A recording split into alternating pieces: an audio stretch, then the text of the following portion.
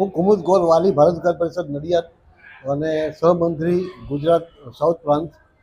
આજે અમે જે કાર્યક્રમ રાખ્યો તો ભારત વિકાસ પરિષદ નડિયાદ તરફથી આ કાર્યક્રમ રાખવામાં આવ્યો હતો. આ એક એવી સંસ્થા છે કે જે એલિટ પીપલ, ભણેલા ગણેલા અને સુખી સંપન્ન લોકો માટેની સંસ્થા 1963થી ભારતમાં કામ કરે છે. ખાલી ગુજરાતમાં એની 55થી વધારે શાખાઓ અને 2 લાખ જેટલા પરિવારો અમારી સાથે જોડાયેલા છે.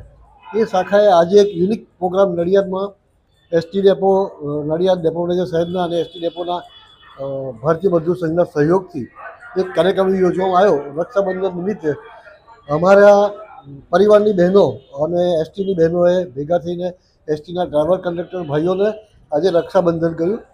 એવું કહે છે કે ભાઈ અભિમન્યુને કુંતીએ પહેલી રાખડી બાંધી હતી એના રક્ષણ માટે, તો અમારા પરિવારની બહેનોએ આ એસટીના ડ્રાઈવર કંડક્ટરોની રક્ષા માટે એક આજે અનોખો કાર્યક્રમ કર્યો. અમે એમને ઈચ્છીએ કે જે એસટીના રોડ પર ચલાવે છે એમનું રક્ષણ થાય એવું અમારા બહેનોએ એમને આશીર્વાદ આપ્યા.